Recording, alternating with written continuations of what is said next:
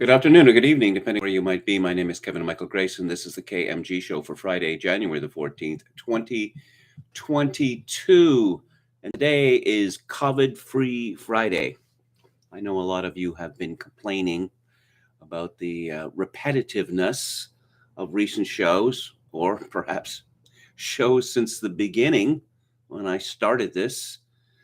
What was it, 2 years ago? Something like this? And how depressing it is. So I've decided to give you all a break, and there will be nothing about COVID-19 on today's show.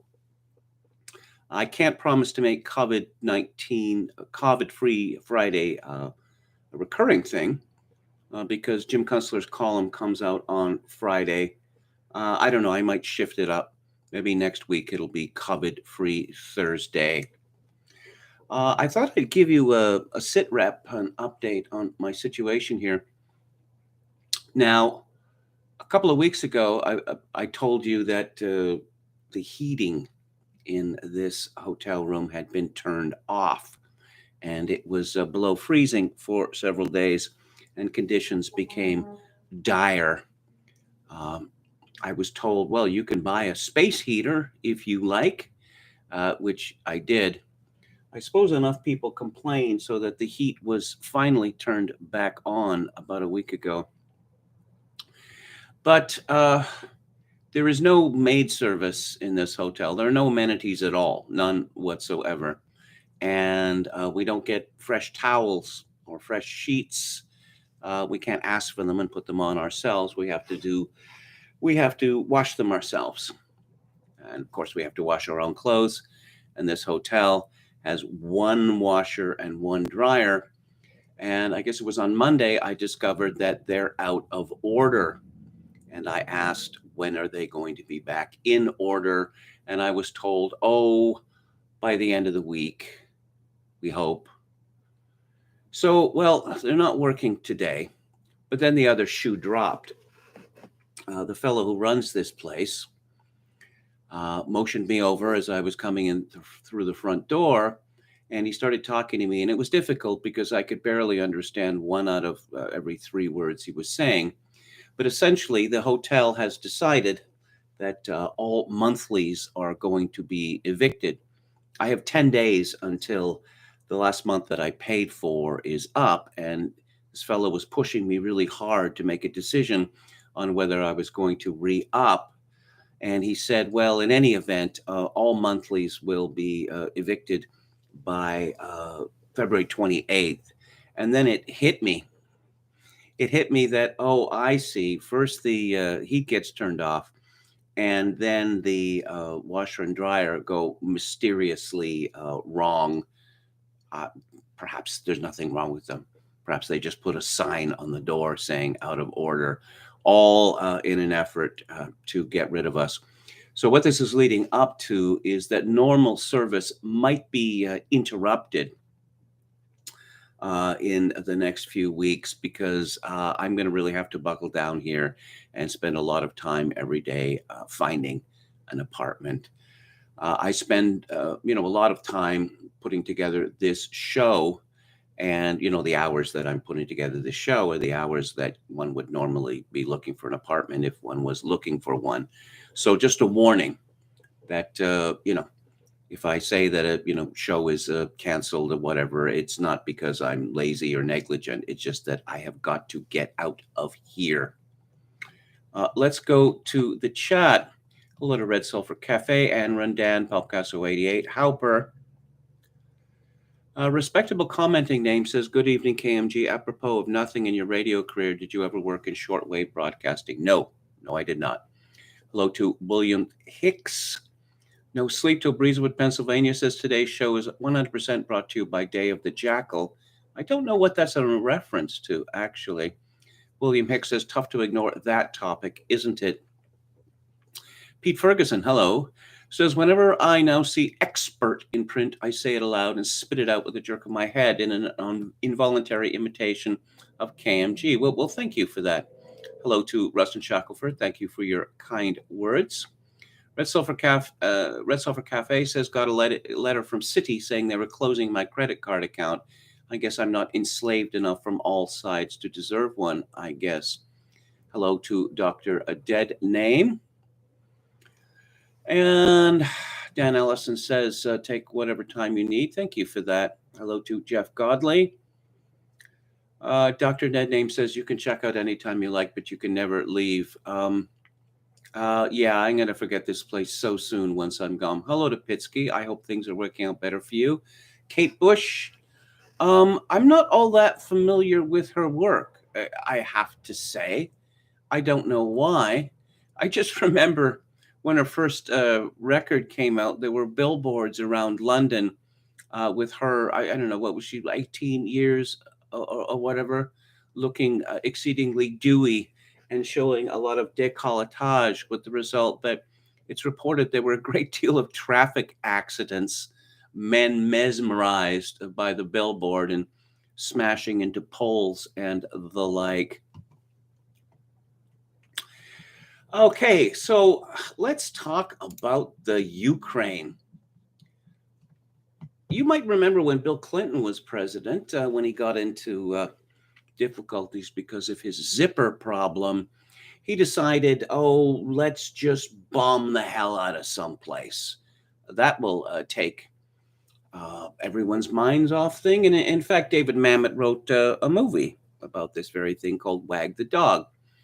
He blew up a Sudanese aspirin factory, claiming it was making biological warfare agents. And then, of course, in 1999, there was the war of Clinton's pants when he decided to, he and NATO, and of course, the United States runs NATO, decided to bomb the hell out of Serbia because, those poor Muslims.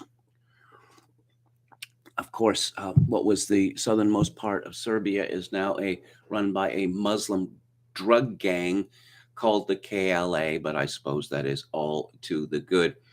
But of course, I'm reminded that for decades, the United States has made a habit of fighting nations that would not or could not fight back, certainly not on their level. Of course, the United States was effectively defeated in Iraq and Afghanistan by primitive people who had access to no more than AK-47s, improvised explosive devices, and perhaps RPGs.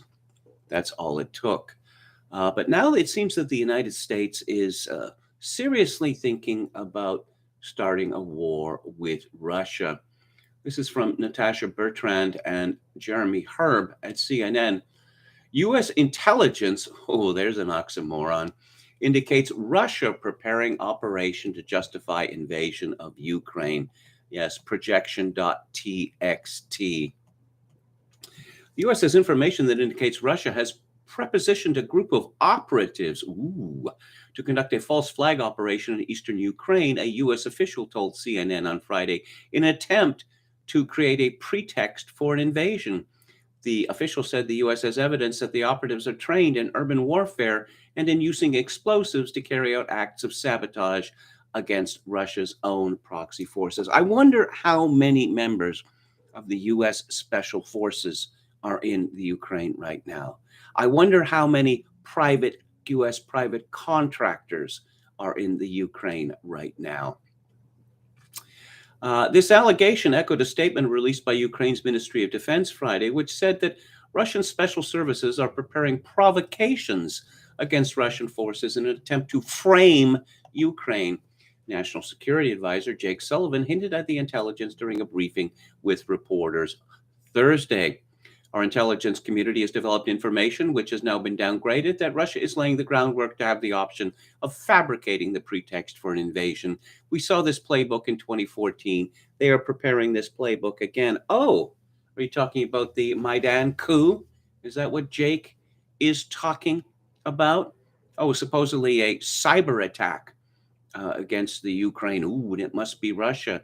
It's not as if the Ukraine would shut down its own internet in order to prevent its people from discovering what's really happening here. Of course, the Ukraine is a client state, a puppet state of mostly the United States, but Canada throws in its wasted money into the kitty. Ukraine, despite its vast mineral gas reserves, and it was once the breadbasket of Europe, is now one of the poorest countries in the world because it is one of the most corrupt countries in the world. How much of that enormous, the billions and billions and billions of money which is sent to the Ukraine from the West, actually ends up in the hands of the Ukrainian people? How much of it gets stolen by their oligarchy, and how much of it returns to the United States through the activities of various fixers getting kickbacks for the money that they've arranged to come from the West to the Ukraine? Could it be that the whole reason for this war is to cover up further allegations against Hunter Biden and his father, who is putatively president of the United States? Let's go to Jim Kunstler's column. So much chatter in the news media these days about who will be Joe Biden's running mate in 2024. Not that there's anything wrong with his current sidekick, but I've got half a mind to throw my own hat in the ring that it'd make two of us with half a mind and a shot at the so far elusive ideal to govern least and therefore govern best. Alas, I lack the connections and the ground game of a seasoned Pole such as Liz Cheney, the current favorite who dragged her esteemed old daddy Dick Cheney, aka George W. Bush's brain, up to Capitol Hill this week to schmooze up the Progressive Caucus and raise morale among the walking dead. Where Dick Cheney treads, war can't be far behind. That must be what America really needs to pepper up in these days of sagging poll numbers, 33% approval and inflating dollars. War, the ivermectin of politics. But shall it be a foreign war or a civil war? Isn't that the question? From the looks of things around Joe Biden's White House, where a weird concrete fortification is being hoisted up on the North Lawn as I write, it looks like they're planning for action on the home front, perhaps a full-out assault by the lurking forces of white supremacy, painted savages in horned headdresses screaming, "MAGA, MAGA, MAGA," as they loot Dr. Jill's walk-in closet. The Attorney General, Mr. Garland, has been warning us about this satanic host of backward-facing demons. They breed like botflies in the red state hills and hollers, swarm and buzz in the school board meetings, caress their AR-15s in prostate worship of their Trump bobbleheads, scheming to deprive BIPOCs of their votes. They'd like to tie democracy to the back bumper of a Ford Alpha F-150, drag it over 7 miles of broken Southern Comfort bottles, and feed what's ever left to the hogs. They must be stopped. Except, what if they fail to materialize? Maybe a foreign war would play better on social media and The View. Our arch enemy, Vlad Putin, election meddler supreme, is fixing to invade Ukraine, we're told. Obviously, that would interfere with Joe Biden's plan to make Ukraine America's 51st state. When Secretary of State Tony Blinken mentioned that to Sergei Lavrov, the Russian foreign minister blew mineral water through his nose all over the conference table, would a friendly little tussle over that sad sack country lift America's animal spirits, like get the economy firing on all cylinders, roust up all those workforce dropouts who disdain fine jobs, waiting for them in the Amazon warehouses and the fry lanes of Mickey D? Put the brakes on all this fentanyl snorting, all this porn watching, turn around America's long sickening slide into its own Hollywood fantasy of the zombie apocalypse? Well, I must be frank. Probably not. Probably only hasten America's journey to the political pits of hell and Ukraine's to its special sub-hell. What would be our strategy in this war over Ukraine? Arm Ukraine with all the latest U.S. gee-whiz fighting gear and let them have a go at the Russian army poised along the border of Donetsk and the Luhansk oblasts? That'll work, I'm sure. Call it Operation Russian Roulette, only with a bullet in every chamber. You see, it is not a generally accepted fact among world military professionals that Ukraine has, how you say, a well-disciplined, experienced fighting force. I hope that does not offend. If that doesn't seem like a viable game plan, do Joe Biden, Tony Blinken, and Lloyd Austin really suppose that we would transport X number of U.S. troop divisions 6,000 miles from Kansas to slug it out with those Russian divisions poised at the edge of their own homeland? Have a look at the world map, Kunstler advises us, and contemplate the logistical picture. Not so favorable for us, wouldn't you agree? A long way to resupply our boys, gals, and theys in uniform with fresh Kit Kat bars. Okay, say that dog don't hunt. What else then? Default to our trusty old ICBMs, waiting patiently in their rusty silos low these many decades for the chance to do their thing, that is, turn the world into an ashtray? I give you Dr. Strangelove remade as a documentary. We're living the dream. All right. How's this for an idea? Just leave Ukraine alone. If Russia intends to dominate it, so what? Kunstler concludes, for most of our lives, Ukraine was a virtual province of Russia, so to speak, and it didn't hurt us none. Ditto our grandparents and all the ranks of our ancestors. And now it's a problem. Could it be possible that Ukraine is just none of our business in the most literal way? Yes, the Ukraine is just so keen to become part of the West, to become part of the American sphere, if you will. Well, as long ago as 2013, it was reported that China is to lease 3 million hectares, 7.4 million acres of Ukrainian farmland. China's official Xinjiang Production and Construction Corps has signed an agreement with Ukrainian agricultural firm KSG Agro. That would be about 11,583 square miles of Ukrainian land over the span of 50 years, which means the Eastern European country will give up about 5% of its total land or 9% of its arable farmland to feed China's burgeoning population.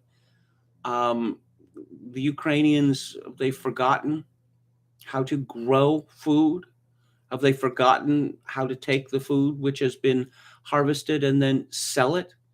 Or do they not want to feed their own people? There's a piece from a year ago by Gary Loop at a Counterpunch. On January 5th, Joe Biden quietly announced the nomination of Victoria F. the EU Newland as Deputy Secretary of State for Political Affairs. This announcement may signal the inception of the confrontation with Russia, placed on hold during the Trump presidency.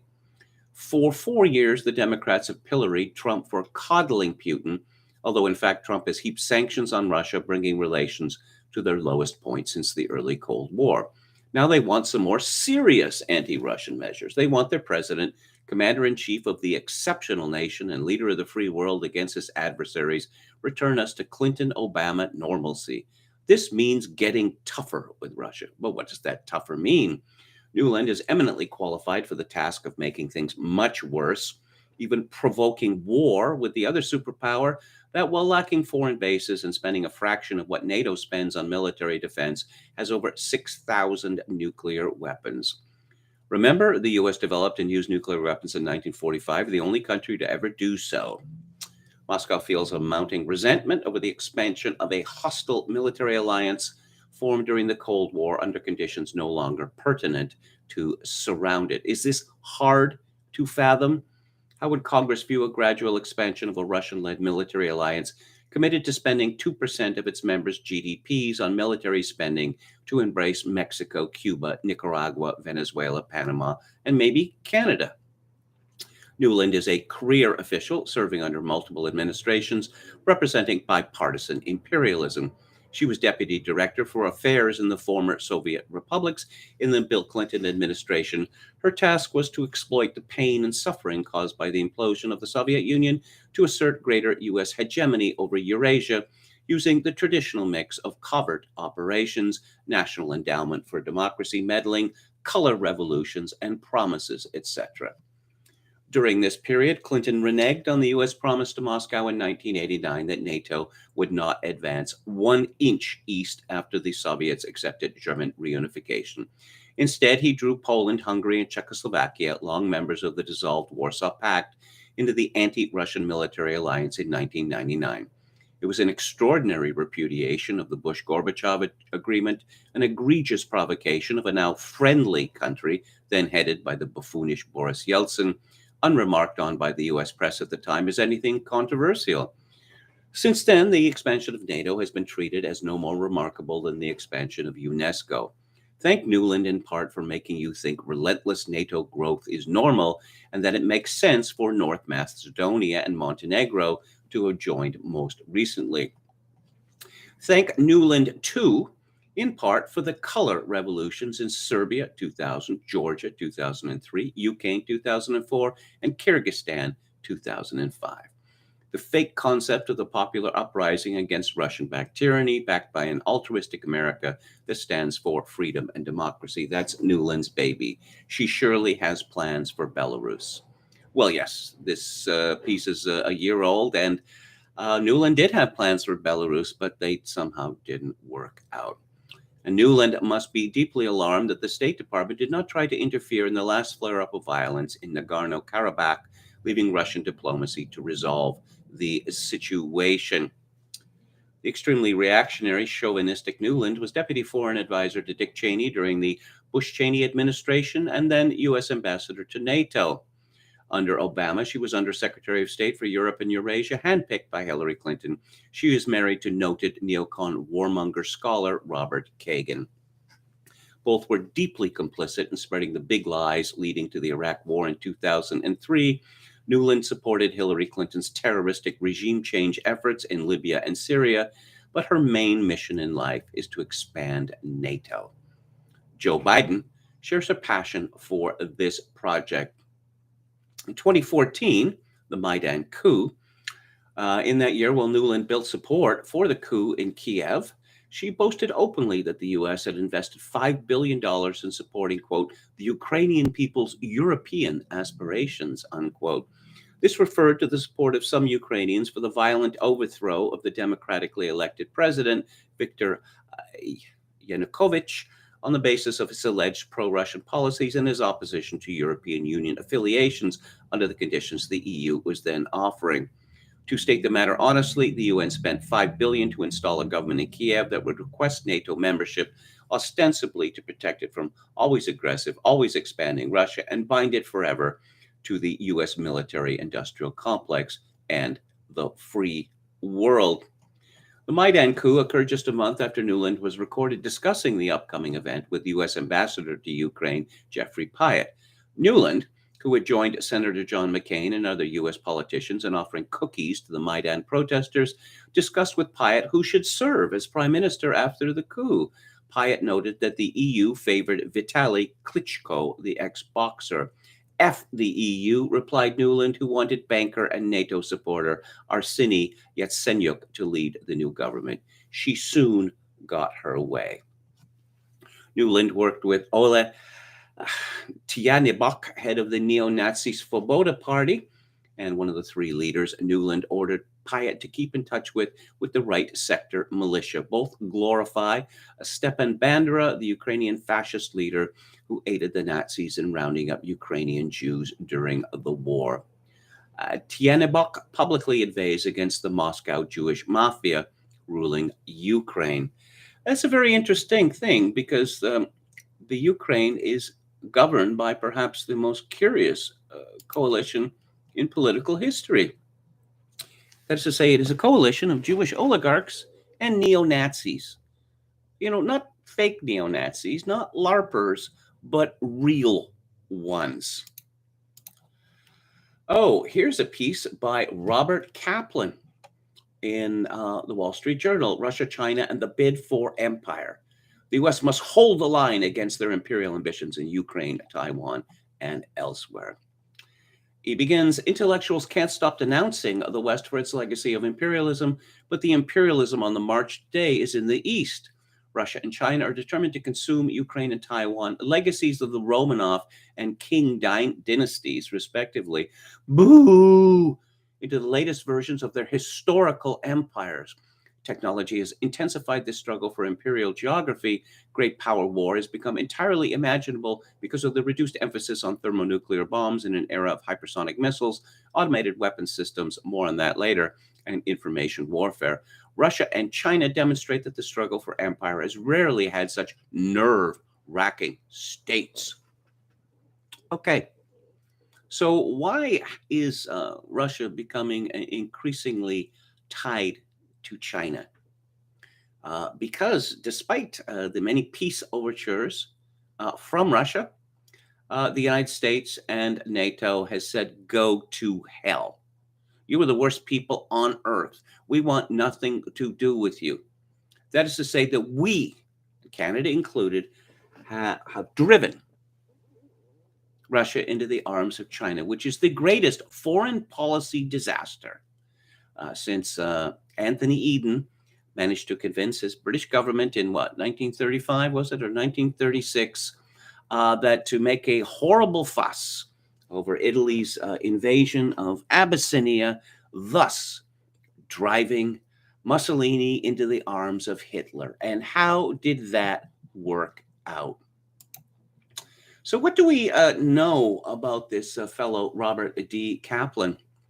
Well, he's on the board of an organization, a sinister organization founded in 2007 called the Center for a New American Security. Who else is involved with this? Oh, one of the founders is Michel Flournoy, who was tipped to be Secretary of Defense if Hillary Clinton had won the election, and everyone should thank their lucky stars that this never happened. Flournoy is, you remember, you may have heard, you may have grown up hearing this, that if women ran the world, it would be an oh so peaceful place. No, it wouldn't. Flournoy is a warmonger. That demented Irish banshee Samantha Power is a warmonger. The people who surrounded, the women who surrounded Barack Obama and Hillary Clinton and now Joe Biden, they're all warmongers. CNS is led by CEO Victoria Nuland. Oh, there's that name again. So who gives money? Who are the top donors, among the top donors to the Center for a New American Security? Northrop Grumman Aerospace Systems. Oh, the Open Society Foundation, the Airbus Group, the Boeing Company, Chevron Corporation, Lockheed Martin, Raytheon, BP America, and Exxon Mobil Corporation. One could call this a military-industrial complex, I suppose.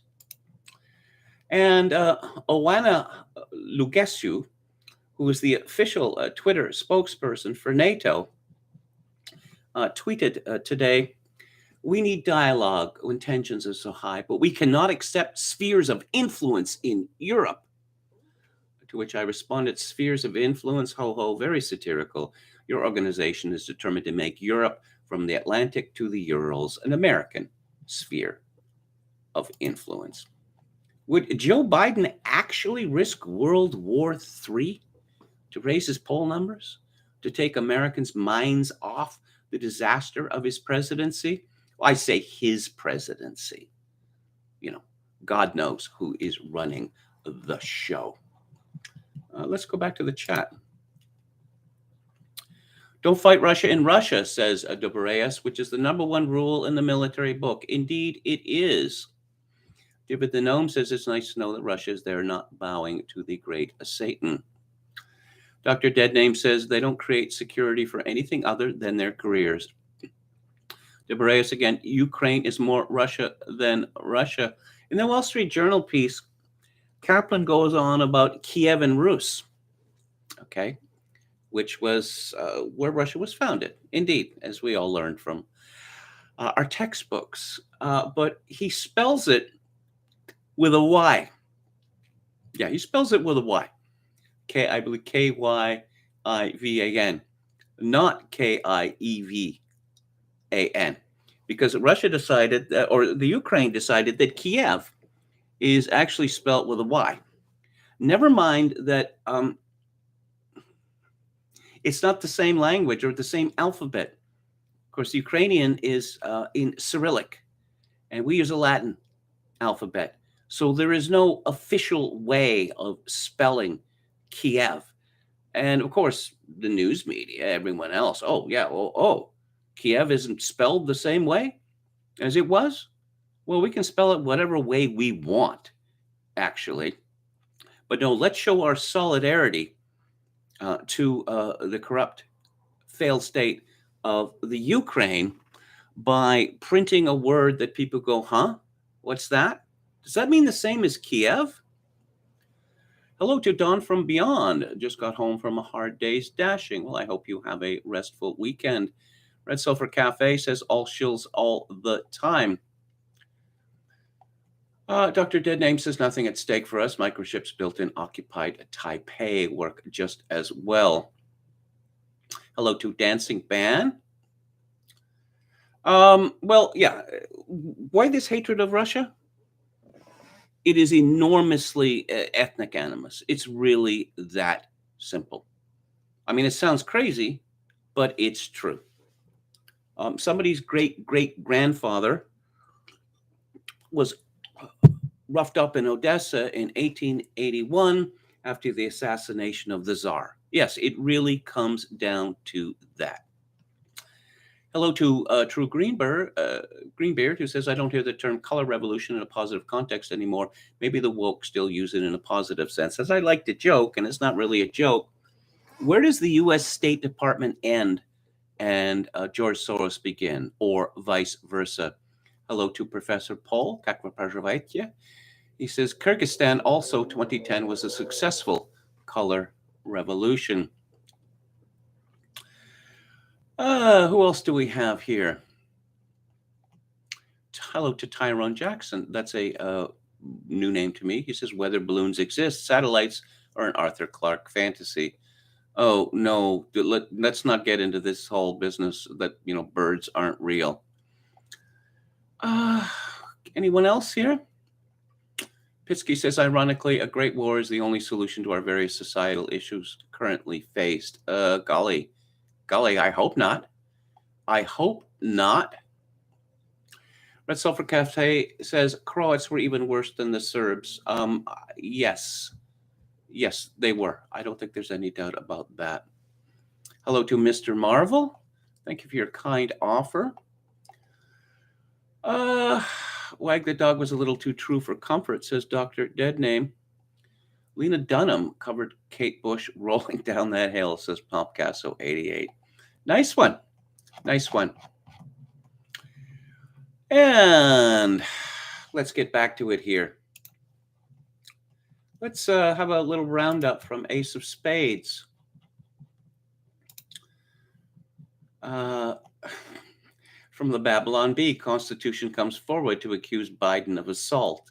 And they have put together a picture of Biden holding up a copy of the Constitution and leaning into it and sniffing it.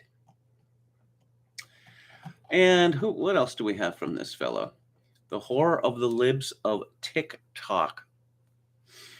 The Chinese-owned social media app TikTok is pumping a never-ending stream of transgender propaganda to Western children. Transgenderism promoting video has been viewed 26 billion times on the platform, which is used mainly by children and teenagers.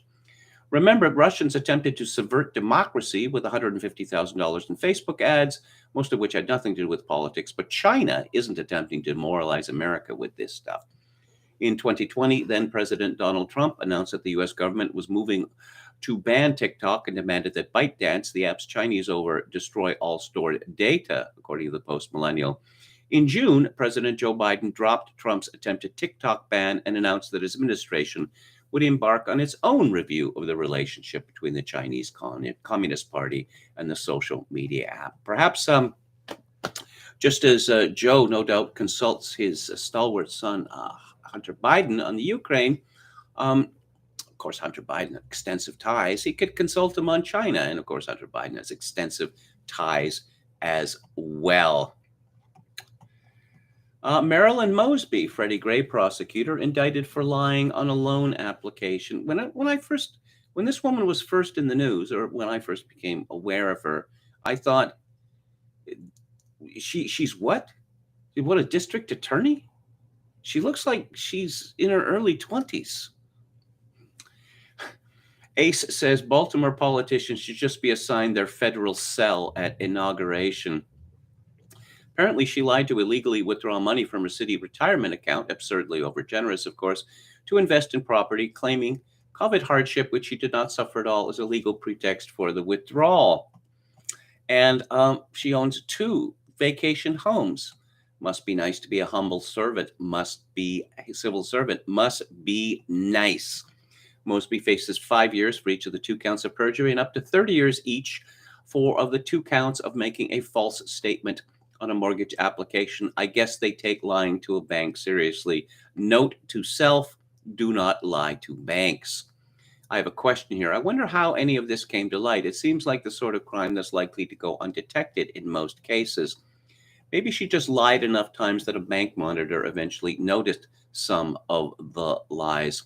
Mosby is also accused of lying in order to get a lower interest rate on the mortgage for her Kissimmee, Florida vacation home by claiming it was a second home. She was using that as a rental property and had contracted a property management company to rent it out for her. When this was posted in the comments yesterday, someone asked if she was responsible for giving rioters space to destroy. No, she's an idiot and a destroyer of civil order herself, but she didn't give the space to destroy order. That was Baltimore's mayor, Stephanie Rawlings Blake. Rawlings Blake was not indicted yet, but did not run for re-election. She was under a cloud for her space to destroy riot encouragement policy. Many other Baltimore mayors have been indicted, though. Catherine Pugh resigned after having gotten caught in a scam in which she wrote some scammy children's books, then awarded city insurance contracts to companies based on the conditions that they order hundreds of thousands of dollars worth of her educational children's books. Many of the books did not even exist. They were just notional markers for transferring a bribe to Pugh's account. Baltimore, what a fascinating place. They have no tax base there, none, except for that which is provided by the federal government and, I don't know, money laundered through organizations such as Johns Hopkins. If the federal government decided to take a laissez-faire tack with Baltimore, it would just disappear. It would disappear. This is again from Ace of Spades. Ray Epps' lawyer. My client is definitely not an FBI agent, and I should know because I am, in fact, a former FBI agent. Yeah, that checks out. That is exactly what I should have expected. Please refer any questions to our attorney, John Blishak, Epps wrote. He will be happy to answer your questions, as I've been advised not to talk to anyone at this time. When reached by phone the next morning, Blishak vigorously denied that Epps is a federal informant. He was interviewed by the FBI in Arizona. He said, I was present during that interview, and unequivocally, he is not an FBI informant. Asked whether Epps is an asset for any government agency, law enforcement, intelligence, or otherwise, Blishak said, not to my knowledge. That's one of my favorite lawyer phrases. Then why didn't Department of Justice officials deny any connections to Epps? Knowing the FBI as I do, they're not going to comment one way or another, Blishak said. Say, wouldn't a confidential informant have a general legal license to deny his confidential informant status? Well, the FBI won't deny it, but the committee ring-led by Adam Schiff, who repeatedly lied about having personally seen direct, irrefutable proof that Trump had a secret collusive deal with Russia, was instead tasked with denying it. And that's plenty good enough for me. Again from Ace, unexpectedly, retail sales fell a huge 1.9% this Christmas season. As you probably know, Black Friday is so named because it begins the holiday shopping season when retailers' books start going from the red they've been running all year to the black. The books won't be so black this year, maybe still a little bloody. Retail sales fell much more than expected in December as surging prices took a big bite out of spending, the Commerce Department reported Friday. The advanced monthly sales report to close out the year showed a decline of 1.9%, considerably worse than the Dow Jones estimate of just a 0.1% drop. Excluding autos, sales fell 2.3%, a number that also fell well short of expectations for a 0.3% rise. In addition to the weak December numbers, The November gain was revised down to 0.2% from the initially reported 0.3% increase. Considering that the sales numbers are not adjusted for inflation, the data point to a slow ending to what had otherwise been a strong 2021, in which sales rose 16.9% from the pandemic-scarred 2020. Ace comments, "Oh, 2021's sales at retailers rose from a year in which we were all locked in our homes and couldn't go to stores. Wow, what a strong year." Also, unexpectedly, consumer sentiment has tumbled, presaging lower economic activity to come as consumers delay spending and prepare for lean times. And let's see. Oh, yes. Well, we're on the topic of corruption. Oh, Harry Reid recently died to the hosannas of all. His body was in the rotunda, and this guy was a crook. He was a strong arm artist. That simple. I can make it very difficult for you to do business in the state of Utah unless you pony over the dough. And what's more, everybody knew it. But here's Josh Boswell in the Daily Mail. Nancy Pelosi's son Paul was involved in 5 companies probed by the feds, as shocking paper trail connects him to a slew of fraudsters and convicted criminals. A Daily Mail investigation can reveal that Paul, 52, was involved in 5 companies probed by federal agencies before, during, and after his time there. He joined the board of a biofuel company, nothing fraudulent there, after it defrauded investors, according to an SEC ruling, and whose CEO was convicted after bribing Georgia officials. Paul was president of an environmental investment firm that turned out to be a front for 2 convicted fraudsters. He served as vice president of a company previously embroiled in an investigation of scam calls that targeted senior citizens. A medical company Pelosi Jr. worked for was accused of testing drugs on people without FDA authorization. A source close to a firm Nancy's son worked for told the Daily Mail that Pelosi Jr. received $2.8 million worth of shares allegedly issued as part of a massive $164 million fraud in July 2016. Well, I guess it's good to be the son of Harry Reid or the son of Nancy Pelosi. And Nancy Pelosi, of course, well, her father was mayor of Baltimore and a member of Congress. Guess what's bred in the bone? Nancy Pelosi has been a humble public servant for decades.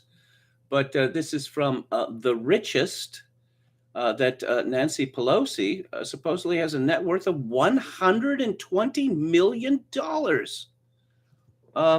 Not as much as the geriatric senator from California who managed to rare earths. She managed to get rare earth mining stopped in the United States. And guess whose husband was involved with the Chinese in making sure that China controls all rare earths? Huh? What? The same senator. She has a Learjet. Sorry, not a Learjet. That's very 1960s. She has a Gulfstream. Yeah. Doing well by doing good, I believe they call it. And the American Sun, Ryan Landry, lists his weekly winners and losers. Winners: Russia successfully intervened to stop a color revolution attempt on its borders. Fast fix that roots out what could have been a problem to its south as Ukraine tensions remain. Remote workers: firms that anticipated returning to the office in January bumped return dates out due to Omicron, providing more security for the remote arrangements. Not anyone who was working remotely for GE, though. How many? Didn't they just fire 100,000 people or something? Unvaxxed workers: if you held out, you survived intense pressure. Supreme Court saved the day, but also revealed how the administrative state has undeniable power with just one small check. American system: Biden's sinking poll numbers show he is a scapegoat figure for the system's incompetence. They are building a wall or structure around the White House as if any protest or idiotic attack on that would change a thing, yet he is the perceived target of frustration. Losers. Ted Cruz shamed by Tucker Carlson into backtracking. Ted shows he is the same snake he was in 2016. Supreme Court justices. The record will show they repeated falsehoods that even COVID hysterics found a bit too crazy. Those Ivy law degrees mean little. Consumers. Inflation hitting figures not seen in 40 years. Savings have been depleted. This shall be a dark winter ahead. Does this count as corruption or just sleaze? Again, this is from the Daily Mail, Daniel Bates and Thomas Volshow. Jeffrey Epstein brought 8 young women with him on his trips to see Bill Clinton at the White House, displayed photos of himself posing at the briefing room podium at his Palm Beach mansion. Visitor logs obtained by the Mail reveal Jeffrey Epstein was not always alone when he visited the Clinton White House between 1993 and 1995. Records show he brought along 8 women, including his girlfriends Selena Middelfart, Ava Anderson, Frances Jardine, and Ghislaine Maxwell. His relationship with the 4 other women who accompanied him, Jennifer Garrison, Shelley Gaffney, Jennifer Driver, and Lyubov Orlova, is unclear. Flight logs from Epstein's private planes tally with White House visitor records, showing the 8 women were with him during the visits. Anderson, 61, a physician and former Miss Sweden, was also a witness in the sex trafficking trial, where she confirmed she dated Epstein in the 80s and 90s. The nature of Epstein's accompanied visits is not disclosed in White House visitor logs, but one of them coincided with a swanky dinner in the Blue Room. And there's a graphic here. Hang on, let me scroll down and I will find it. They got a timeline of all of the visits. So how many times did Jeffrey Epstein visit the White House? I believe it was 41. 41 times. That suggests a very close relationship to me. Wouldn't you? Does it to you? I think it probably does. And, let's fight the real enemy. This is from The Federalist and Evita Duffy. A disgraced FBI number 2 calls for feds to treat mainstream conservatives like domestic terrorists. To Andrew McCabe, January 6th is the key to implementing frighteningly despotic policies that target conservatives. Have you ever wondered what disgraced former deputy FBI directors do after trying to stage a coup and lying under oath? Apparently, they give talks about protecting democracy at top-rated institutions of higher learning. Indeed, this last Thursday, the University of Chicago invited former Deputy FBI Director Andrew McCabe to join a panel of partisans to discuss the January 6th, quote, insurrection, unquote. McCabe was fired as the Deputy FBI Director for leaking sensitive information about an investigation into the Clinton Foundation and then lying about it under oath.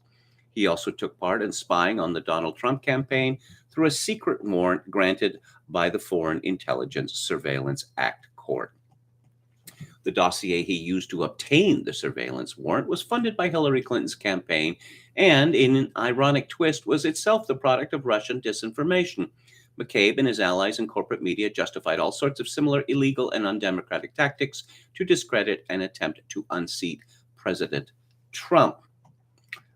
He asserted at the University of Chicago that conservatives were akin to members of the Islamic Caliphate.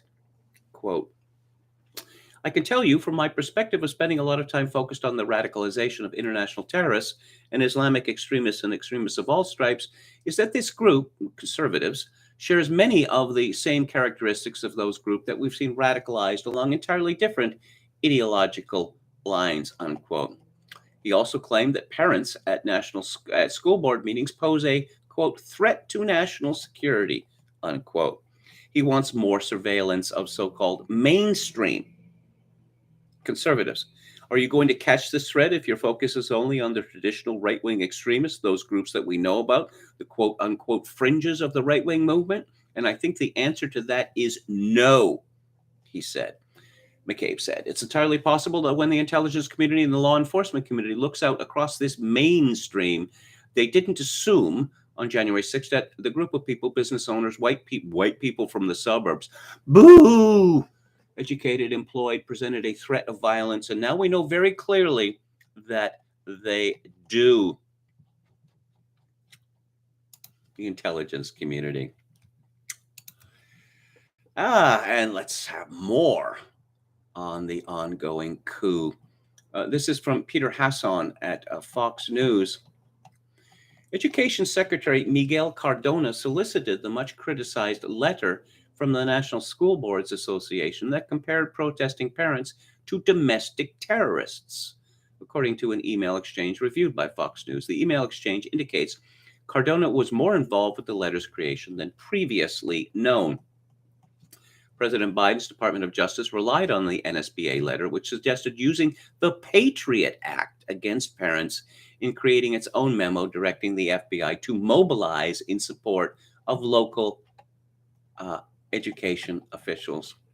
How on earth would that be any of the FBI's? How would that be in their remit?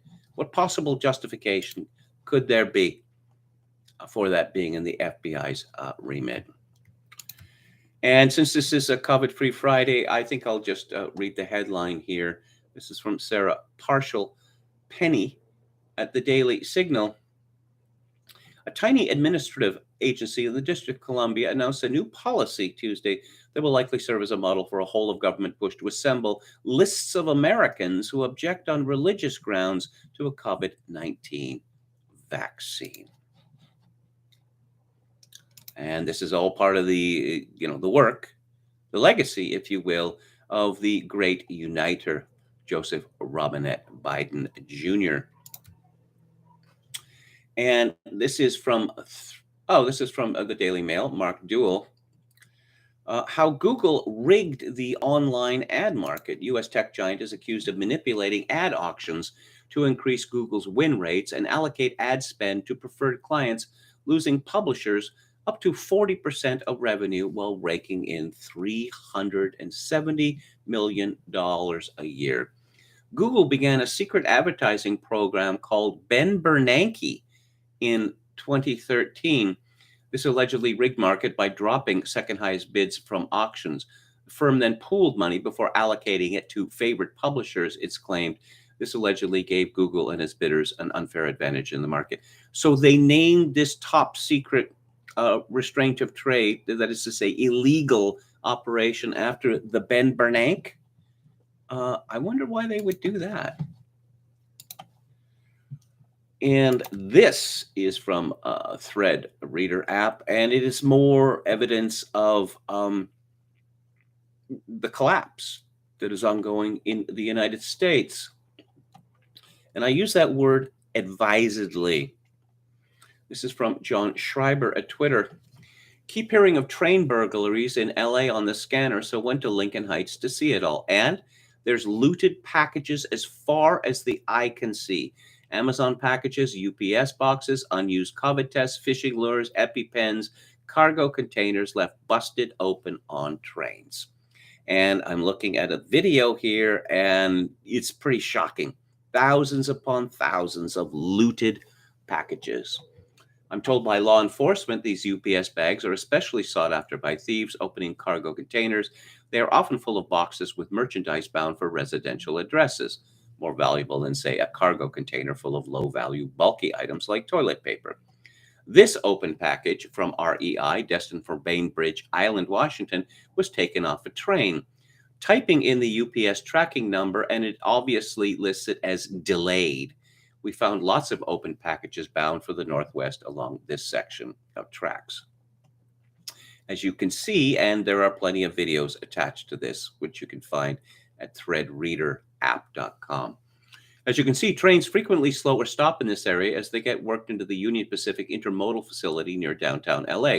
The thieves use this opportunity to break open containers and take what's inside. I'd say every fourth or fifth rail car had opened containers. Missing a package? Shipment delayed? Maybe your package is among the thousands we found discarded along the tracks. This is but one area thieves have targeted trains. We were told this area was just cleaned up 30 days ago. So what you see is all within the last month. Responsibility for policing the railroad right of way falls on Union Pacific Police, not local agencies like the LAPD. We did see Union Pacific Police chasing two people today off the tracks and keeping an eye on things. Unfortunately, UPS is going to take a lot more than a tracking number in this situation. Again, this is really end of civilization kind of stuff.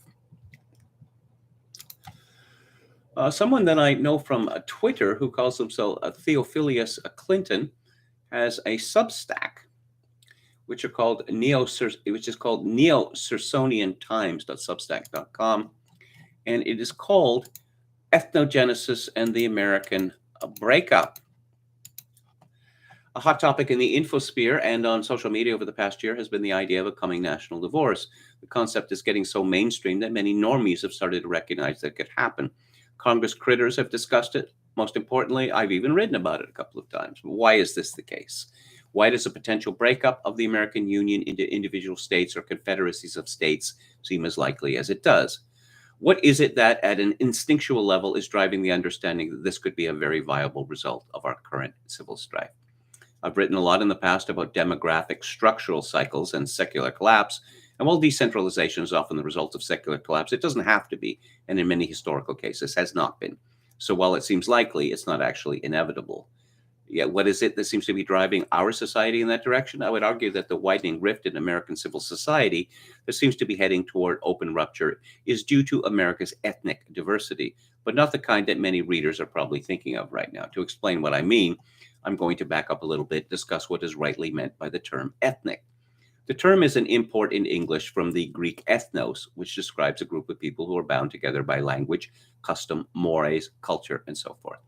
This is more or less the classical and scriptural sense of the word nation as well, and is also the meaning of the Hebrew term goyim, as found in its original non-pejorative and non-anti-gentilic sense. As such, this general definition is the biblical definition, and thus is the one that I always use. An ethnos, a nation, is not synonymous with a political entity of state, nor is it synonymous with a race as the term is meant in modern parlance. Indeed, as I've pointed out elsewhere, ethno-nationalism, which involves the ethnos as its fundamental unit, is not the same thing as racial nationalism, white nationalism, black nationalism, etc., though it should be obvious that people who belong to the same ethnos will nearly always share the same or at least similar genetic heritage. So back to what I mean about America's ethnic diversity. What I'm referring to is the fact that via an ongoing process of ethnogenesis, there exist in America two broad and increasingly incompatible white ethnies that have developed over the past century or more. These are familiar to us. One ethne is constituted by the cultural and political left. The other is made up of normal, everyday Americans who I often refer to as Amerikaners.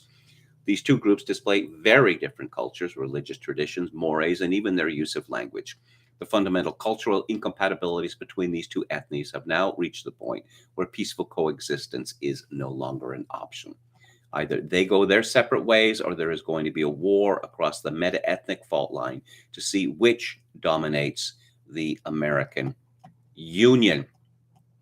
In colonial times, America was settled by immigrants from four general regions in the United Kingdom, each bringing with them their own somewhat different folkways and cultural patterns.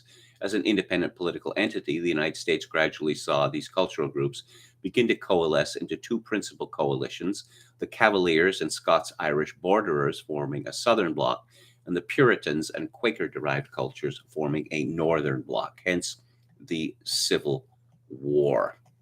So you have two white ethnies here in the USA. The problem is that one of them, the progressive one, is in the minority, yet because of its socially and politically totalitarian nature, has managed to come to ascendancy in the American Union, has been using its position to engage in cultural imperialism against the larger majority of normal, regular, everyday Americans living in flyover country.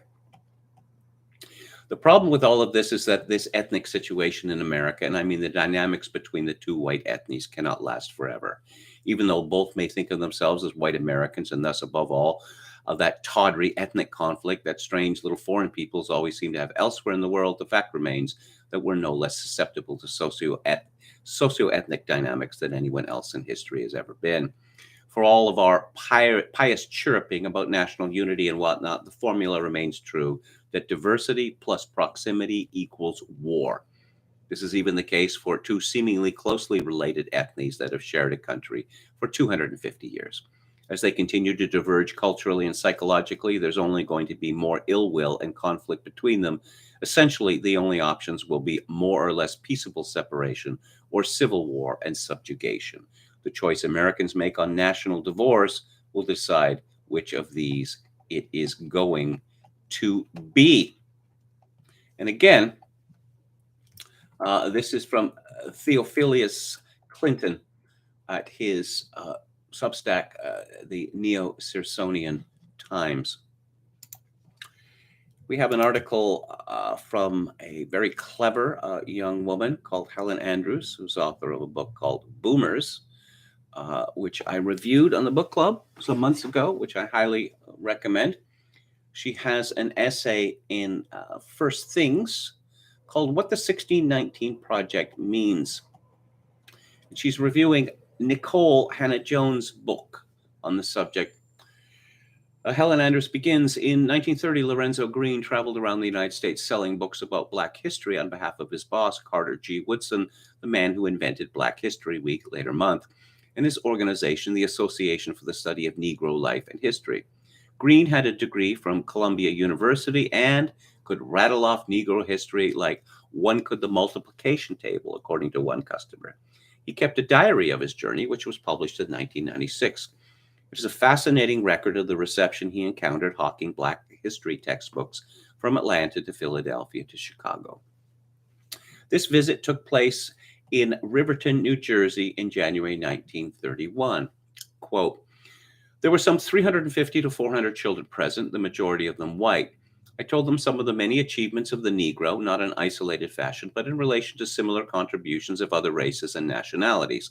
I merely placed the Negro in the picture with all other groups. Everyone seemed to be pleased. The white superintendent and the principal, Mr. Bryan, took me to their office and had me relate much more to them than I had told the children. They took 2 sets of books, unquote. After his presentations, he wrote, Black students, quote, feel proud to have these contributions made known to them. White students, too, enjoy it, as I know from my experience, not only in New York, but also in the South, unquote. This is not at all the picture Nicole Hannah-Jones paints. In her preface to the 1916 project, she describes the attitude of white America to the teaching of Black history as dismissive or even hostile. African Americans were largely absent from the histories I read as a public school student in Iowa, she writes. Well, what is she, 120 years old? Does she really expect us to believe this? Quote, the vision of the past I absorbed from school textbooks, television, and the local history museums depicted a world, perhaps a wishful one, where Black people did not really exist, unquote. Andrews comments, the need to remedy this absence is the motivation for the 1619 project and its constellation of supplemental materials, including sample curricula and reading guides. To support a claim that Black history is still untaught today, she cannot be serious. Hannah-Jones cites a 2018 study from the Southern Poverty Law Center showing that only 8% of high school seniors named slavery as the main cause of the Civil War. This study is dubious for several reasons, in addition to its provenance in a highly politicized NGO.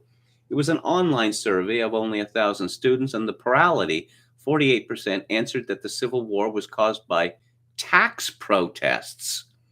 What? Which, needless to say, is not the line that they would have read in an old United Daughters of the Confederacy textbook. A better study was done in 2008 in which high school seniors in all 50 states were asked to write down the 10 most famous Americans in history who were never president. The 3 most popular answers were Martin Luther King Jr., Rosa Parks, and Harriet Tubman. Christopher Caldwell writes in his recent book, The Age of Entitlement, drawing on his experience as a parent, quote, race is the part of the human experience in which American school children are most painstakingly instructed, unquote. Andrews comments that more closely reflects my own experience attending public school in North Carolina in the 1990s. Somewhere in our attic is the speech I wrote for a class project on Menelik II, boasting that Ethiopia would never be colonized by Europeans. This is quite a long essay, but I commend it to you. And you can find it at firstthings.com, what the 1619 Project means, by Helen Andrews. And diversity, inclusion. It's not equality, equity, die.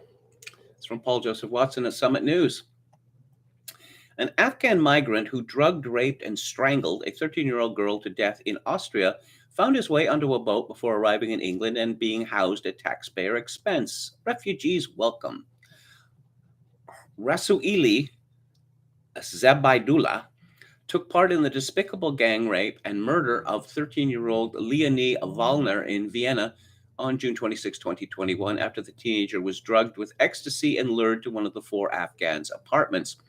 After being strangled to death, Wallner's body was rolled up in a carpet and dumped on the street. While the other culprits were arrested, Zabaidullah fled Austria by paying people smugglers in Dunkirk to help him board a boat to illegally enter Britain.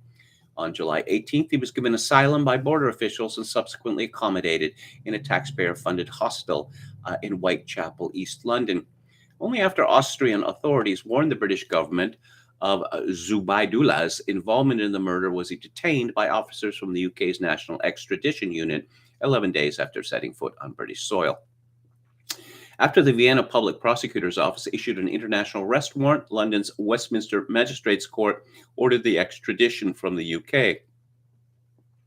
However, his lawyers are still claiming he shouldn't be extradited because he hasn't been formally charged in Austria, and Zubaidullah has been given a week to appeal the judge's decision. Despite innumerable examples of boat migrants and so-called refugees carrying out rapes, murders, violent crimes, and in some cases being involved in jihadist terror attacks, they continue to be provided with a free taxi service upon entering British waters. It happens in many of these cases that, oh no, we can't extradite this person because his home country won't take him back. Okay. To the extent that Britain gives any aid or even has diplomatic recognition of Afghanistan, they could simply tell Afghanistan, you will take him back, or you won't get any aid, and we're not recognizing you as a country anymore. That is to say, so the wives of your, leaders can't come to London and shop at Harrods and the like. And if, Afghanistan won't take him, what I would suggest is they knock him out with ecstasy or Rohypnol or something, and they wrap him in a blanket and put him in a boat, which, I don't know, goes about 5 miles offshore, and then dump him in the water. And let's go back to the chat. I'm going to be talking about the fashion industry in just a minute. Someone's talking about Leonard Cohen. True Greenberg says worth checking out. Bird on a Wire, Famous Blue Raincoat, many others. There's that song that, was it Songs of Hate and Love? I remember about 1969, this sadistic DJ at CKLG FM in Vancouver, before it became The Fox, as in The Fox Rocks. He used to play this song by Leonard Cohen, and it's about Santa and Rosicrucians and such like. And it just, I thought, is he looking for people to off themselves? It was just so overwhelmingly depressing. Pump up the volume. Okay. DeBarea says Cubans have a surprisingly good medical system.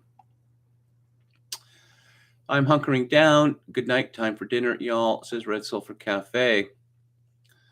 Oscar Toe says, when Biden said, do you want to be seen as Jefferson Davis? I thought, yes, I do. And that was exactly my reaction.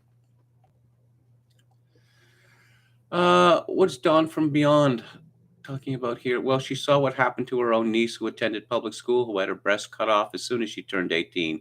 And now she is a man. Well, yes. How to separate the sheep from the goats. Do you approve of the sexual mutilation of children? Just ask your politicians, particularly Republicans or conservatives, so called in Canada. Do you support the sexual mutilation of children? And if they say yes, then you just say, not only are you never going to get another dollar from me, I'm not going to vote for you ever. And in fact, I'm going to, if you get primaried, I'm going to work in favor of the other guy who doesn't support the sexual mutilation of children. This Don from Beyond said, I'm very happy that one of my daughters-in-law is definitely going to homeschool her children when they're old enough. Yes, indeed. Who else do we have here? Talking about the step. Ethnogenesis was a term first coined by Lev Gumilyov, son of Anna Akhmatova, the famous poet. Okay, failed state stuff. Yes. Oscar Toe says, it's so funny to me that like a pre-American Revolution is all Fed posting from the founding fathers, and this is seen as patriotic and good. David the Gnome says those looting train vids were crazy. Again, from Don from Beyond says, I'm outraged that my 7-year-old grandson has to learn about slavery in his 2nd grade classroom. Hey, hello to Chad Chadson, our valiant moderator. Haven't seen you for a while. Thank you for your service. Hello to British American. The new Barry MC says, it's like everybody is taking crazy pills. Indeed, it is. And, oh yes, let's talk about the fashion industry. British Vogue, I think it was a couple of years ago, they announced with much pride that their editor is a black man from Ghana. And my word, he has done a makeover on that magazine. British Vogue has revealed its February 2022 cover featuring 9 black women who are, quote, redefining what it means to be a model, unquote. I just want to stop right there. How can they redefine what it means to be a model? We know what a model does. A model puts on clothes or holds handbags or the like. So that, does this on the runway or in ads, and people see this and say, I want to buy that. That's what a model does. There's no controversy about what a model does, but apparently there is. Starring models Adut Akech, Amar Akwe, Majesty Amare, Akon Chanku, Matty Fall, Janet Jumbo, Abeni Nial, Enyagua Ruia, and Anok Yai in a striking fashion story shot by Raphael Pavarotti and styled by British Vogue's editor-in-chief Edward Ennifel, OBE. It's the first time Vogue has featured a group of black women this size on the cover. The issue celebrates the rise of the African model and talks to some of those redrawing the map and shoots the women in a dark lighting scheme. In one shot, the models sit on a green sofa wearing bright colors which pop against the low lighting, while in the cover shot, all 9 models wear black outfits. Explaining the inspiration behind shooting an all-black, all-African cover, Edward, who was born in Ghana and moved to West London as a child, said, quote, I saw all these incredible models from across Africa who were just so vivacious and smart. These girls are redefining what it is to be a fashion model. We need to ensure these girls last. Why? We have to invest in them, nurture them, and support them with editorial, with advertising, with shows. It's sad and heartbreaking for me to see girls who are on the rise suddenly taper off. Oh, you see what the message here is? No more white models in British fashion. That's the message. And I'm looking at a picture, and I thought this was a joke. I thought this was a caricature. No one on earth is as black as 5 women in this picture that I'm looking at. The color correction that has been done is so extreme that they look like, black Terminators, or they look like they're wearing masks. It's really kind of shocking. And again, on the actual cover photo, 1, 2, 3, 4, 5, 6 of them, no one has ever been as black. This is ink black we're talking about, just to drive the point point. In fact, putting women with artificially black faces wearing black outfits, it looks like they're sticking their heads through mock-up boards, or alternatively, that they are invisible. The Daily Mail story, which is quite laudatory of this initiative, has pictures of these 9 black models not styled by the editor of Vogue, and they actually look human and much more attractive. I'm reminded of, I suppose, the world's most famous black model, and she is called Winnie Harlow. And according to Wikipedia, she is a Jamaican-Canadian fashion model and public spokesperson on the skin condition vitiligo. She gained prominence in 2014 as a contestant on the 21st cycle of the U.S. television series America's Next Top Model. There is no escaping this woman. You have seen her, and you can't. Well, she's very noticeable because she has a skin condition called vitiligo. And this is nothing against her personally, because obviously this is not her fault. It makes her look grotesque and frightening. But the fashion industry has decided that this woman, it's not enough that she's black, she has to be disfigured as well. The fashion industry has decided that this grotesque, frightening looking woman must be the world's top runway model, because the fashion industry hates us, and the fashion industry therefore must be destroyed. All normal standards of beauty are just being swept away. Can one call Cosmopolitan a fashion magazine? Well, it's fashion adjacent. I thought it was just a magazine for horny women looking for tips on how to service their horniness. But again, this is from Latoya Gale from the Daily Mail. Transgender activist Monroe Bergdorf is unveiled as Cosmopolitan UK's 50th anniversary cover star.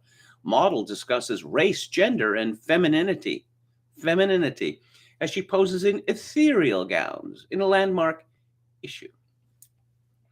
The transgender activist previously won the magazine's Change Maker of the Year award in 2018. Is that what we're looking for from fashion models? To be change makers? No, we are looking for them to be beautiful, or at least striking.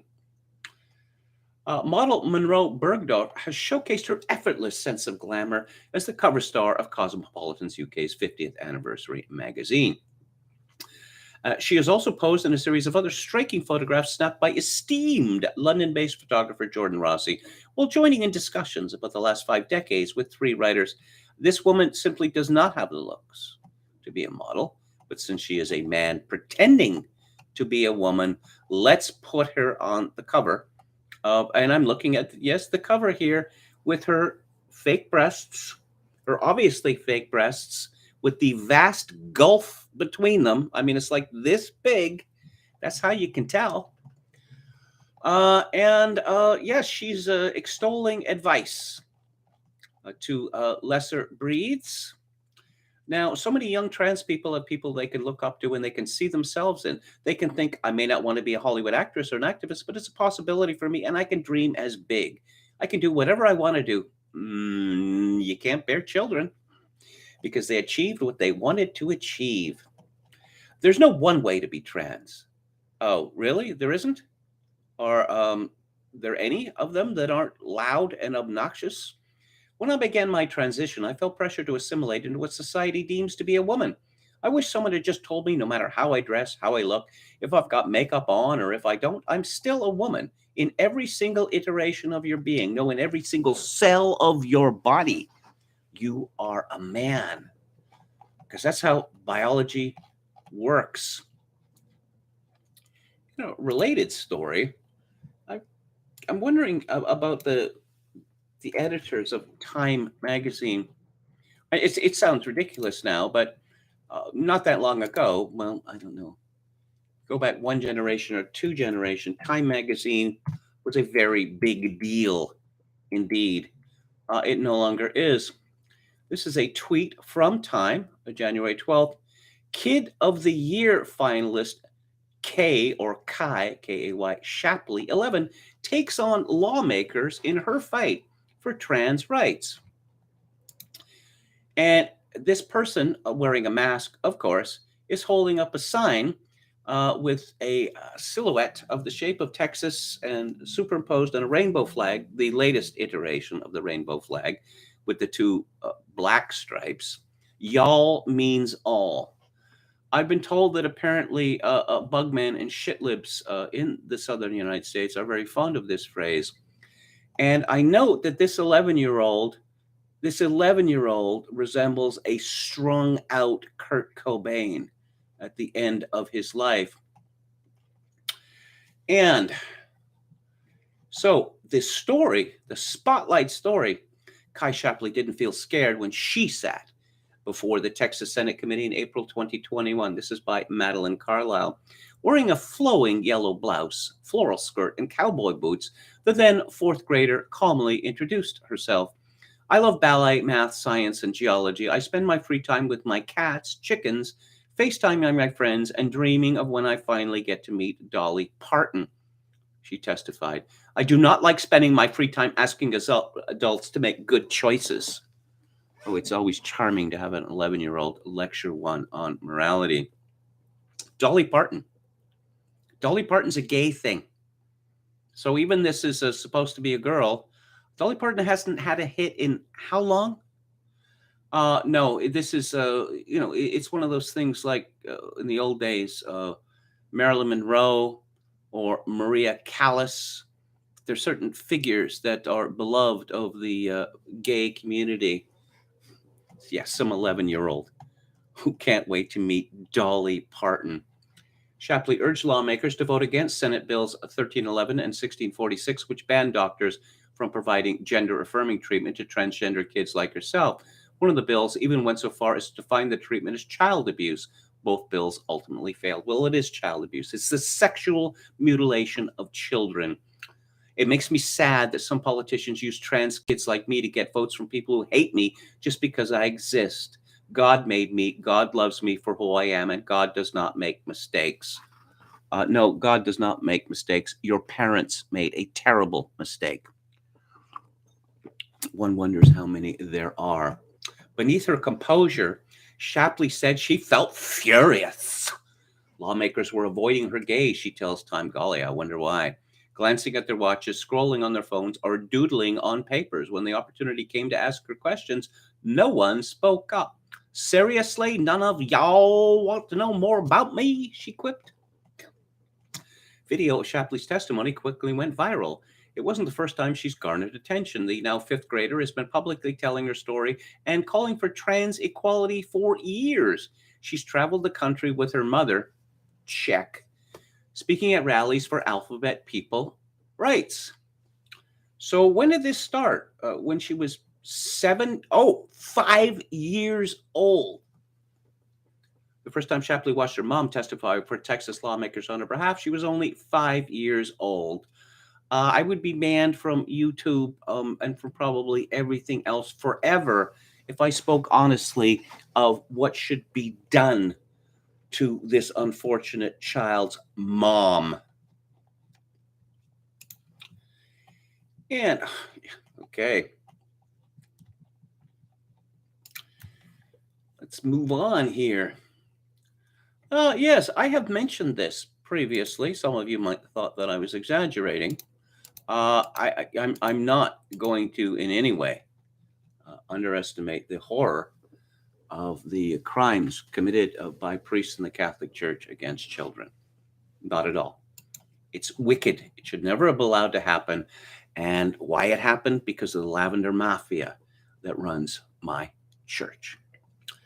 I could point out that molestation levels in the Catholic Church are no higher than in any other religious institution. That is not an excuse, by the way.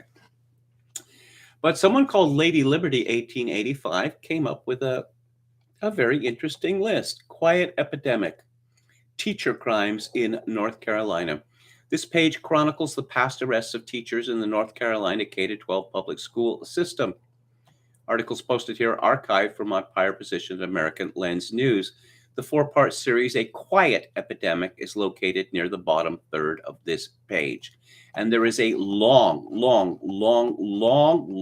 list of school teachers in North Carolina sexually abusing their children. And as I've maintained for many years, if the same sort of scrutiny was directed at the public schools as have been directed at the Catholic Church, the level of depravity discovered would be many times greater.